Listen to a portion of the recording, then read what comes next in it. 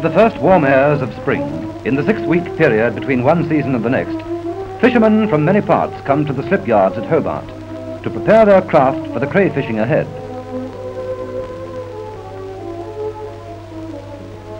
There is much to be done.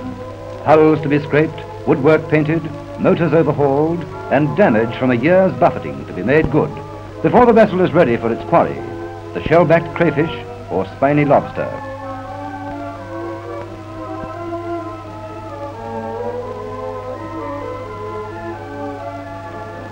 Hobart is one of a number of ports from which the fishermen operate.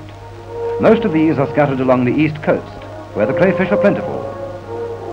But the boats are not confined to these waters and may travel as far afield as the rugged cliffs of the southwest.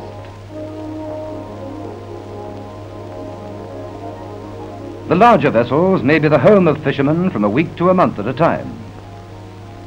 Their isolation is relieved by two-way radio, which gives weather forecasts, warnings, and messages from home. On a few of the boats, echo sounders chart the rocky floors where the crayfish live. With the position fixed, the crew set to and make ready the lines and the pots into which the crayfish are to be lured. These basket-like pots are made by the fishermen themselves with wire, cane, and pliant green sticks. The crayfish climbs down through the neck after the bait suspended inside. It is usually fish, sometimes shark meat. The buoys at each end of the line are distinctly colored, so they can be easily found again in rough weather. The pots may lie in water 20 to 300 feet deep, and the line must be fixed accordingly. Each one is clipped to the long line as it runs out over the rail. About 6 pots are attached in this way. They will lie on the seabed in more or less a straight line.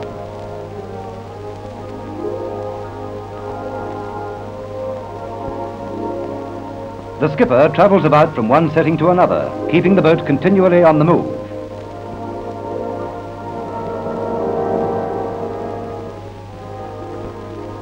The line is hauled up after 2 or 3 hours, although sometimes the settings are left down overnight.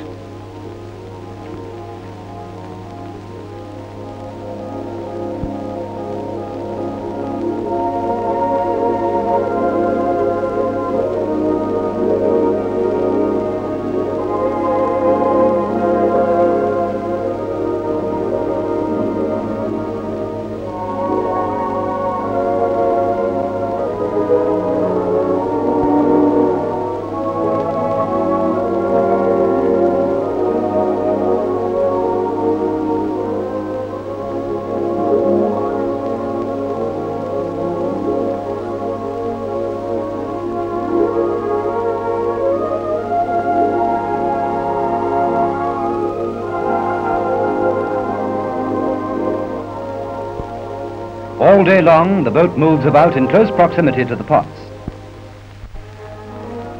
Down south, the swell comes rolling in from the roaring 40s, surging along for thousands of miles, with no land to break its force.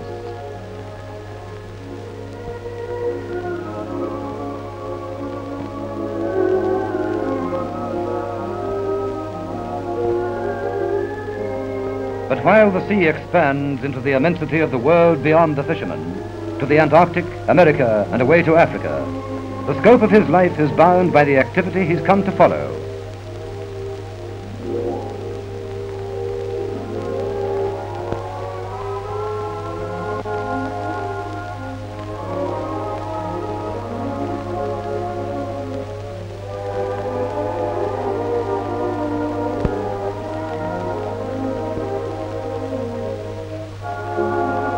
A shrewd fisherman knows every nook and cranny. A small dinghy is often used to get in close where a larger boat cannot go.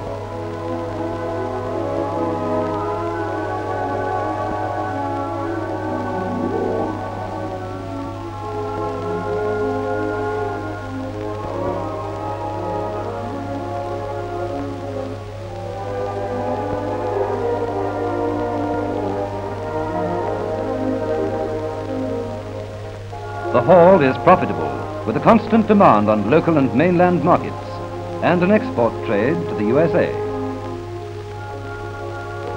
Until port is reached, the fish are kept alive in a well. The undersized crayfish by law go back into the sea. Larger ones are put into the well. When the floor has been covered, a grate is placed at a higher level to form another floor, so that the fish will not crush together. The roll of the vessel keeps the sea water continually fresh, otherwise fish would die. With the catch complete, the men prepare to get under way. In these waters, vessels carry sail in case of engine trouble. Friends may be near or they may be far. In time of danger, each vessel has to be self-reliant.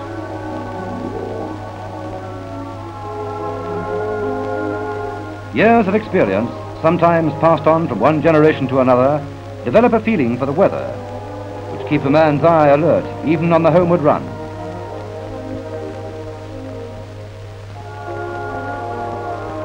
He may come to Triabunna or to any one of the small fishing ports along the coast.